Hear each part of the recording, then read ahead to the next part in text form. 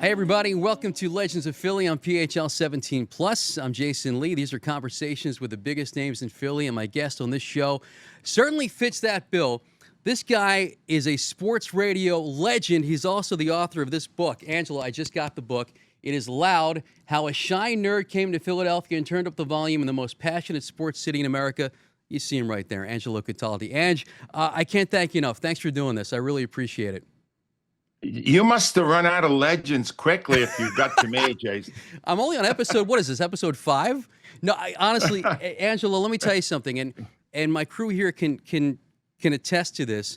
I came in this morning, and I said, I'm actually nervous because I'm talking to Angelo Cataldi. I mean, Angelo, listen, let me tell you something. In our industry, okay, and I've wanted to be a broadcaster since I could talk probably. You're one of the GOATs, man. You're one of the legends, and that's why I wanted to have you on the show, and that's why I'm thrilled that you agreed to do it. Well, it's my pleasure. Believe me, I just have to tell you, you probably have a pretty low bar. So, you know thanks. what?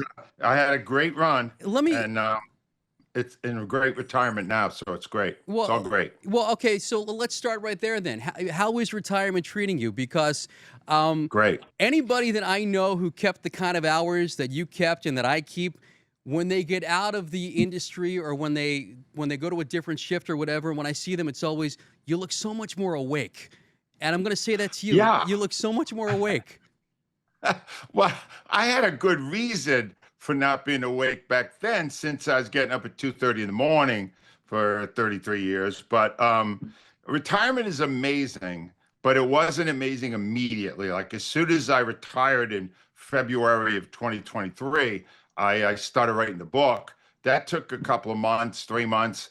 And then I did hit a wall. And there was a period where I went, oh, who am I now? I'm not the radio guy anymore. What do I do with the rest of my life? And I went into therapy for like 8 or 9 months with a sports psychologist that we used to have on our show, Dr. Joe Fish. That guy's a legend too.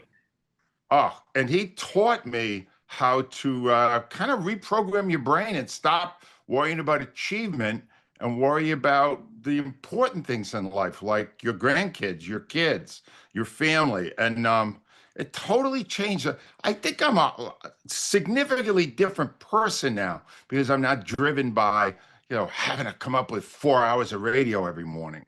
Okay, well, you know what? Let's go there. How did you come up with 4 hours of radio every morning? And how did you keep those hours for 33 years, Angelo? Because I could tell you, doing those hours myself for a long time now, they really eat away at you. What you just asked is like, I ask that question at least once a week to myself. How the heck did I do 4 hours of radio? I had great people around me. They did a lot of the heavy lifting. Don't get me wrong, but how did I keep doing it for that long? And there's one simple answer, and it's a great lesson for any of the younger people out there that are still planning their careers. Find something you really enjoy doing, and it's not really work. That's a good point, yeah. And I loved going on, and I loved having that pulpit every morning to talk about Philadelphia sports. Has there been a moment or moments since you've been retired where you thought to yourself, you know what, damn, I wish I can go on the radio tomorrow morning and talk about this? Couple of times. One was when after I had left, when one of the shows at WIP, my old station, decided they wanted to organize a standing ovation for Trey Turner. Right. And he was hitting about 230 at the time. It was having an awful year. And he was at the very beginning of a $300 million contract. I really wanted to go on then to sabotage that effort.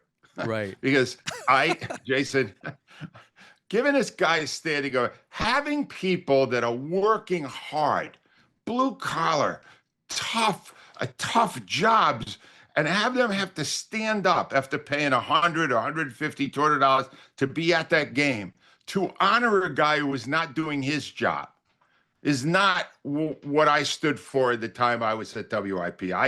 I believed you held these guys accountable. That was the media. That was what the media's job was. So that I would have got for it. And then I wouldn't have minded going on the day after the Eagles won the Super Bowl last season, a season and a half ago, Sure. because I can remember what it was in 2018 when the Eagles won their first one. And God, that is so fun.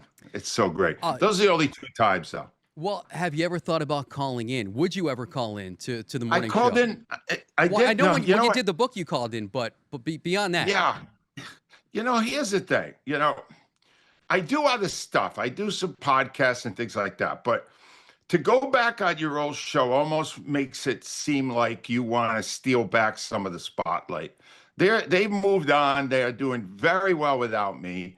There's no reason for me to, I had 33 years to give my opinion. So I did create a website and I have a blog. So every Monday, whatever I was thinking of saying in sports that week, I put on the blog at angelocataldi.com. And otherwise, I feel like I had my say. And you know what? The other thing is Rhea Hughes, who is part of our show, is still there.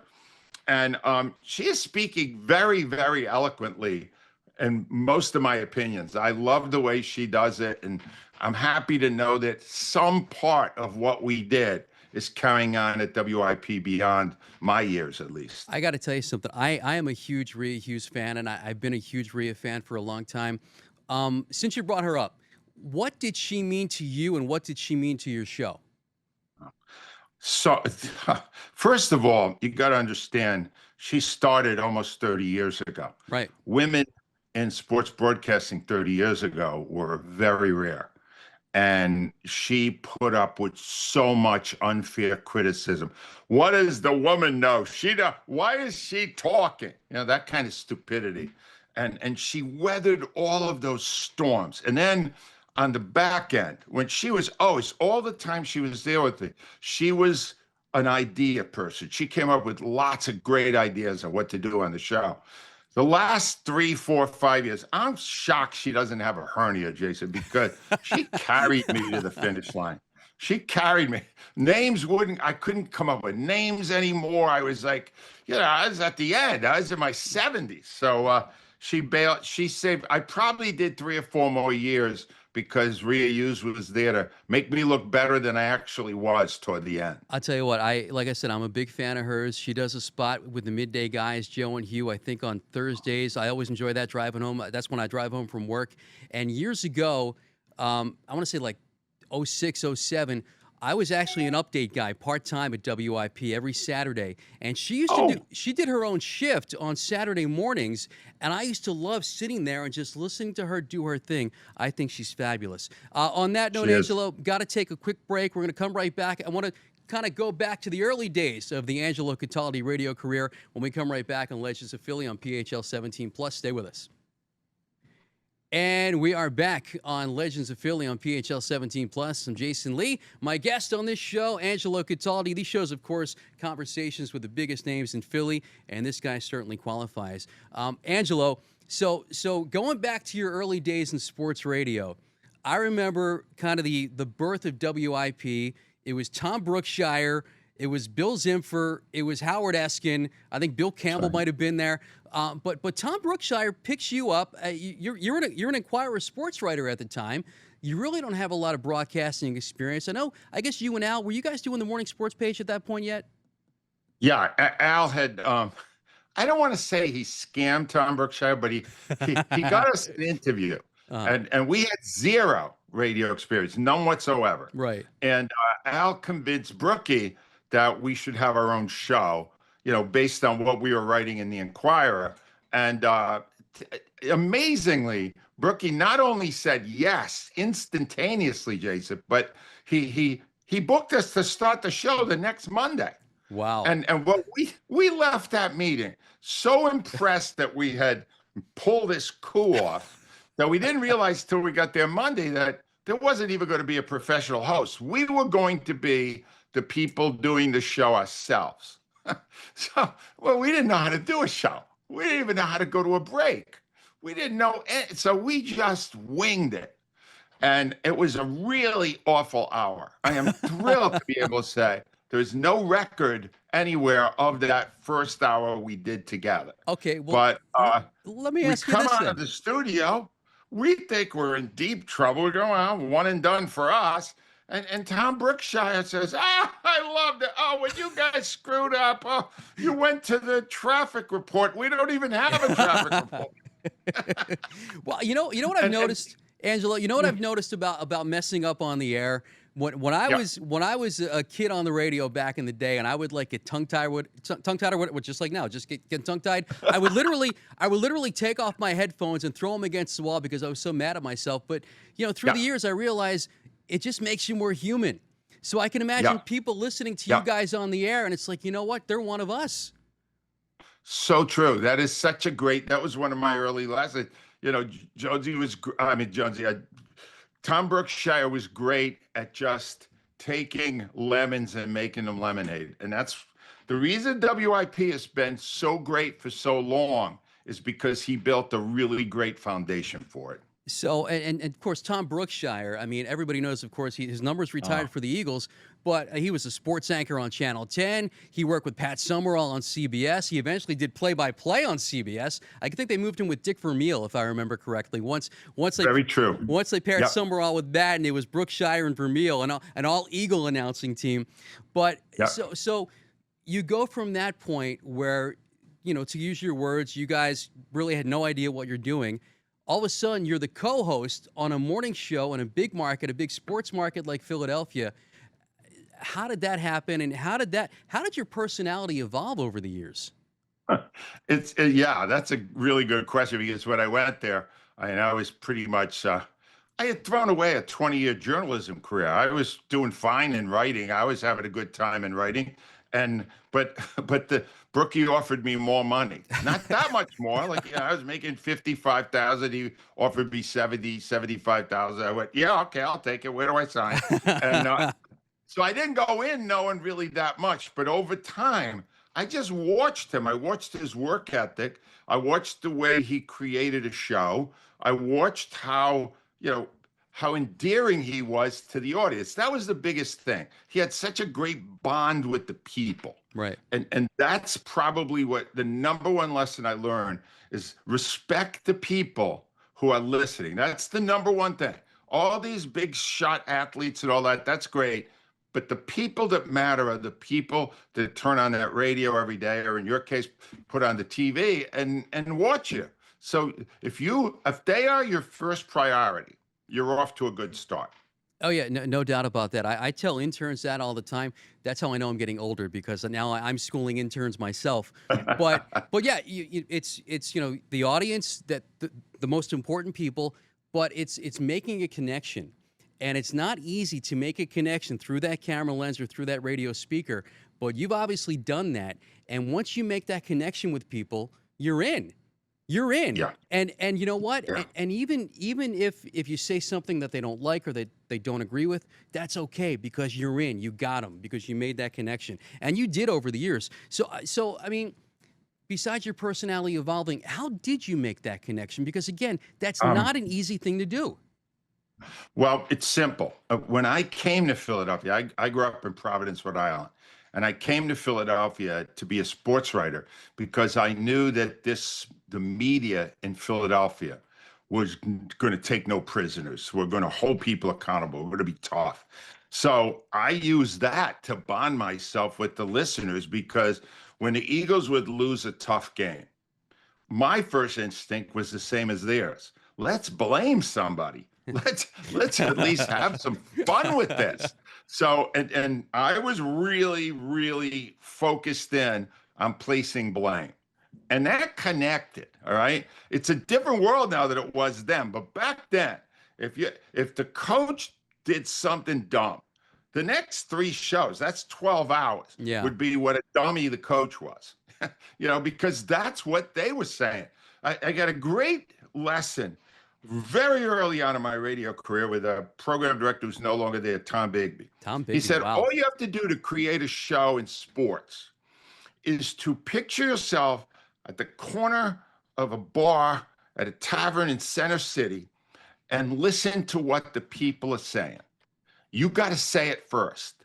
You say it, you create the topic they're going to go to anyway.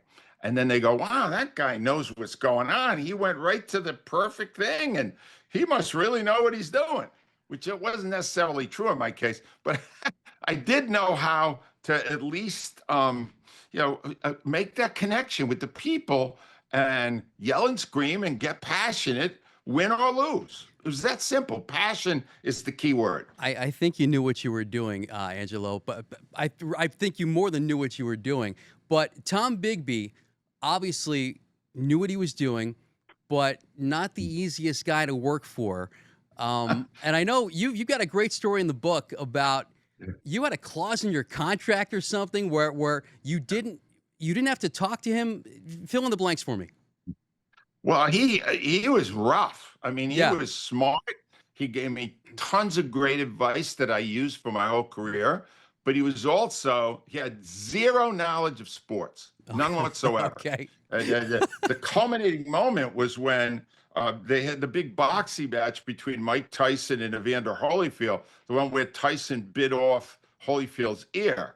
And that happened on a weekend. And we come back on a Monday, and I do the first segment of the show. It's like 6:10 in the morning. The hotline goes off, and it's Bigby, the boss, saying, "Get off this. We don't talk boxing on my station." And I said, "No, fire me." And he went, "I will." It was like really bad. And then he found out later that the previous year, my agent had put into the contract that he could not talk to me if I didn't want to talk to him. See And that's so at that point, I invoked the clause. He wasn't aware of the clause. No, when my agent put it in, Jason, he did not believe CBS Radio, which was then the owner of the station, would go along with it. But apparently they understood that Bigby was a hard guy to work for, so they agreed to it. So I used it. so one day. Much to his chagrin, he was not happy. Oh my But he gosh. didn't talk to me for the next year and a half, which was really nice, smooth sailing for me. See, and this is, anybody who's had an issue with their boss, it's like, Yes. we want to live vicariously through Angelo Cataldi. Yes. All right, I need to take another break, Ange, but when we come back, I have a Tom Bigby story I want to tell you. That and much more with Angelo Cataldi when we come right back. Stay with us. And welcome back to Legends of Philly on PHL 17 Plus. Final moments with Angelo Cataldi. On this episode, we just determined we're doing a part 2 because there's still a lot more to talk about. But Ange, I want to tell you, I have a Tom Bigby story too. I mentioned earlier that I was an update guy at WIP in 06. He was gone by then. Tom Lee was the program director. But in the 90s, like 95, 96, I was a part-time producer at WIP when you guys were at 5th and Callow Hill. And Eric Johnson, the assistant program director, he hired me. I was actually full-time at B101 at the time. I was doing music radio, but I wanted to get involved in sports.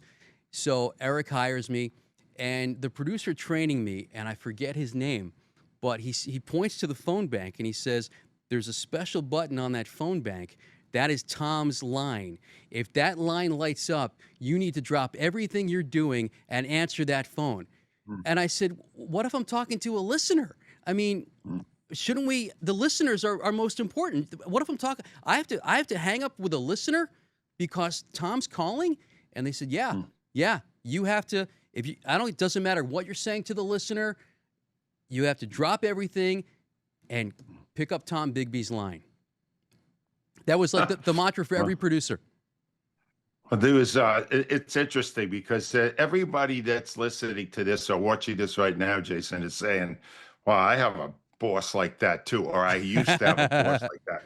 And the thing about Bigby was, if you stood up to him, he would back off. And that's my advice would be to people out there who have an obnoxious boss. Fight back, especially if you got a little leverage, like they kind of need you to do their jobs. Right. You can push back on that a little bit. And Bigby had a rule with us, Jason, where no caller under any conditions could go over 2 minutes. And I got into a big argument where I went, Tom, all right, let's just say I got a caller on. And like a minute 45 into the call, he confesses to a murder. Oh, gosh. Do I still have to get rid of him in 15 seconds? What did he say? Can I follow-up question? And he went, don't be smart with me. Don't be, you're always doing this, Cataldi. Get out of here. And he threw me out of his office. Didn't Bigby also have something for a while about having guests on the air? Or am I thinking of somebody else?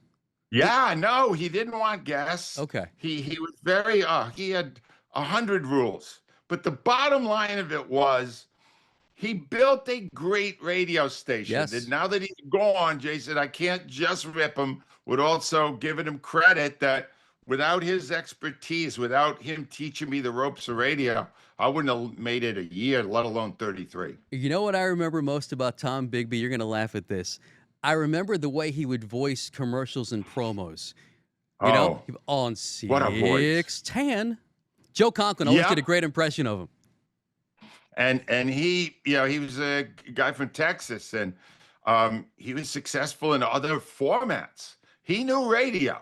He just didn't know sports. But we worked around it. We did all right without, that blend somehow worked. In the closing moments of this episode, and again, we're going to do a part 2.